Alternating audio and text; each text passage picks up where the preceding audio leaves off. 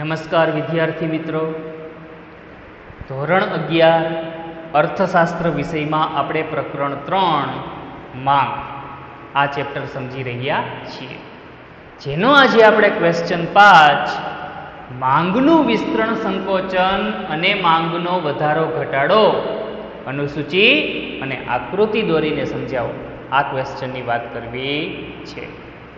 3 અથવા 5 ગુણમાં પૂછાય એવો ક્વેશ્ચન. એમ પણ પૂછાય કે માંગનું વિસ્તરણ સંકોચન અનુસૂચિ અને આકૃતિ દોરીને સમજાવો 3 માર્કમાં. એમ પણ પૂછાય કે માંગનો વધારો ઘટાડો અનુસૂચિ અને આકૃતિ દોરીને સમજાવો 3 માર્ક. આખો ક્વેશ્ચન પણ પૂછાય 5 માર્કમાં. એટલે આ પ્રમાણે આપણે યાદ રાખશું.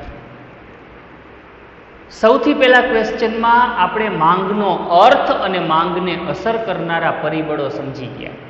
એને રિલેટેડ આ ક્વેશ્ચન છે, એટલે પહેલાં આપણે એ બાબત થોડીક યાદ કરી લઈએ.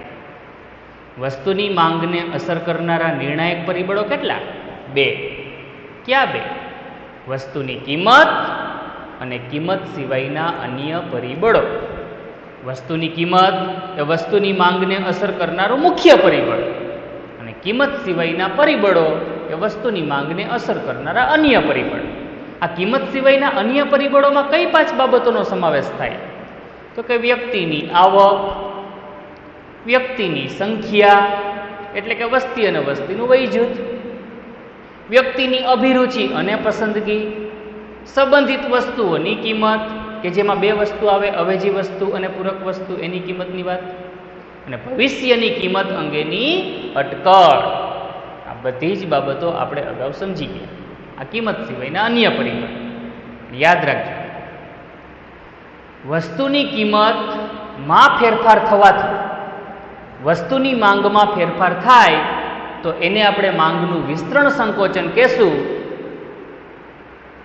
અને અન્ય પરિબળોમાં ફેરફાર થવાથી વસ્તુની માંગમાં ફેરફાર થાય તો એને આપણે માંગનો વધારો ઘટાડો ગણશું. એટલે કે વસ્તુની માંગનું વિસ્તરણ સંકોચન એ પૂરેપૂરું કિંમત પ્રેરિત છે, અને વસ્તુની માંગનો વધારો ઘટાડો એ અન્ય પરિબળો પ્રેરિત છે. આ જ બાબતને હવે આપણે ડિટેલમાં સમજવી છે. તો સૌથી પહેલાં આપણે માંગનું વિસ્તરણ સંકોચન કોને કહેવાય એનો અર્થ જોશું, ત્યાર પછી અનુસૂચિ અને આકૃતિની મદદથી આ બધી બાબતોને આપણે ક્લિયર કરશું.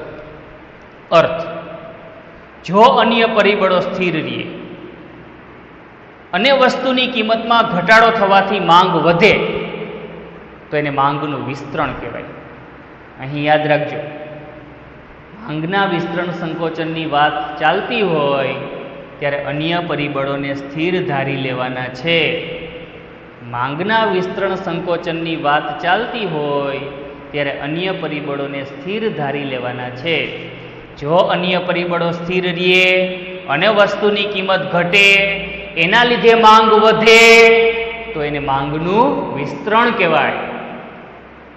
જો અન્ય પરિબળો સ્થિર રહે અને વસ્તુની કિંમત વધી જાય, એના લીધે વસ્તુની માંગ ઘટે તો એને માંગનું સંકોચન કહેવાય. સિમ્પલ અર્થ થયો.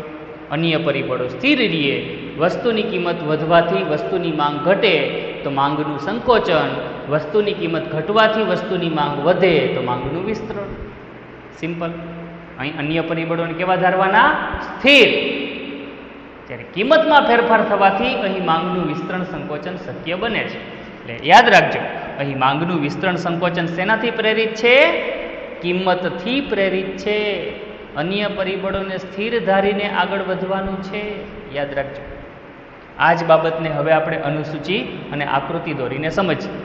બધાને ખ્યાલ છે કે વસ્તુની કિંમત અને વસ્તુની માંગ વચ્ચે વ્યસ્ત સંબંધ છે, બરાબર? માંગના નિયમમાં પણ આપણે આ બાબત જોઈએ કે વસ્તુની કિંમત અને વસ્તુની માંગ વચ્ચે વ્યસ્ત સંબંધ છે. જો અન્ય પરિબળો સ્થિર રહે અને વસ્તુની કિંમત વધવાથી વસ્તુની માંગ ઘટે તો માંગનું સંકોચન, અને વસ્તુની કિંમત ઘટવાથી વસ્તુની માંગ વધે તો માંગનું વિસ્તરણ. એટલે કે અહીં અનુસૂચિ પણ એ મુજબ જ છે કે વસ્તુની કિંમત અને વસ્તુની માંગ. વસ્તુની કિંમત જેમ જેમ ઘટતી જાય એમ એમ વસ્તુની માંગ વધતી જાય, અને વસ્તુની કિંમત જેમ જેમ વધતી જાય એમ એમ વસ્તુની માંગ ઘટતી જાય. વસ્તુની કિંમત 5 રૂપિયા છે, ત્યારે વસ્તુની માંગ 1 એકમની છે. વસ્તુની કિંમત 4 રૂપિયા ત્યારે વસ્તુની માંગ 2 એકમ. એટલે કે જેમ જેમ કિંમત ઘટતી જાય છે એમ એમ માંગ વધતી જાય છે. એનાથી ઉલટું જેમ જેમ કિંમત વધતી જાય છે એમ એમ વસ્તુની માંગ ઘટતી જાય છે. અહીંયા જોઈ શકીએ છીએ કે વસ્તુની કિંમત વધવાથી વસ્તુની માંગનું સંકોચન થાય છે. 3 રૂપિયા કિંમત હોય ત્યારે 3 એકમની માંગ છે, પણ કિંમત 3 રૂપિયાથી વધીને 5 રૂપિયા થઈ જાય તો વસ્તુની માંગ 3 એકમથી ઘટીને 1 એકમની થઈ જાય છે. એટલે કે વસ્તુની કિંમત વધતા વસ્તુની માંગ ઘટે છે તો એને માંગનું સંકોચન કહેવાય, અને વસ્તુની કિંમત ઘટતા વસ્તુની માંગ વધી જાય તો એને માંગનું વિસ્તરણ કહેવાય. ઓકે, 3 રૂપિયા કિંમત હોય અને એ કિંમત 1 રૂપિયો થઈ જાય તો વસ્તુની માંગ 3 એકમથી વધીને 5 એકમની થઈ જાય તો કિંમત ઘટતા માંગ વધે તો એ માંગનું વિસ્તરણ. આ આપણી અનુસૂચિ થઈ. આ જ અનુસૂચિ ઉપરથી હવે આપણે આકૃતિ જોવાની છે. યાદ રાખજો, કાલ્પનિક અનુસૂચિ છે. આ બાબતને સમજવા માટે એક ઉદાહરણ છે, એક કાલ્પનિક અનુસૂચિ છે. આ પ્રકારની અનુસૂચિ આપણે તૈયાર કરવાની કે જેમાં કિંમત અને માંગ વચ્ચે વ્યસ્ત સંબંધ આપણને જોવા મળતો હોય. પૂરેપૂરો અહીં તમે કેવો સંબંધ જોવો છો? વ્યસ્ત સંબંધ. માંગના વધારા ઘટાડાની વાત કરશું ત્યારે આપણે કિંમતને સ્થિર ધારશું. અન્ય પરિબળોના ફેરફારને લીધે જો માંગ વધે કે ઘટે તો એને માંગનો વધારો ઘટાડો કહેવાય. અહીંયા આપણે કિંમતને સ્થિર ધારવાની અને અન્ય પરિબળોના ફેરફારથી માંગ વધઘટ થાય તો એને માંગનો વધારો ઘટાડો કહેવાય, એવું આપણે સમજશું. પણ અહીંયા કિંમતમાં ફેરફાર થવાથી માંગમાં ફેરફાર થાય છે એને આપણે માંગનું વિસ્તરણ સંકોચન ગણશું.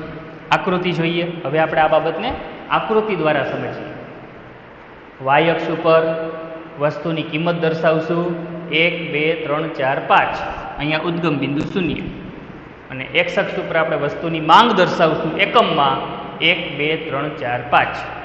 આ વસ્તુની માંગના એકમ, અહીં વસ્તુની કિંમત. હવે આપણે અનુસૂચિને આધારે આકૃતિમાં બિંદુઓ મૂકવા છે. બધાને ખ્યાલ છે કે કિંમત 5 રૂપિયા છે ત્યારે વસ્તુની માંગ 1 એકમની છે. કિંમત 5 રૂપિયા ત્યારે વસ્તુની માંગ 1 એકમની, એટલે અહીંયા બિંદુ આવશે. કિંમત 4 ત્યારે વસ્તુની માંગ 2 એકમની.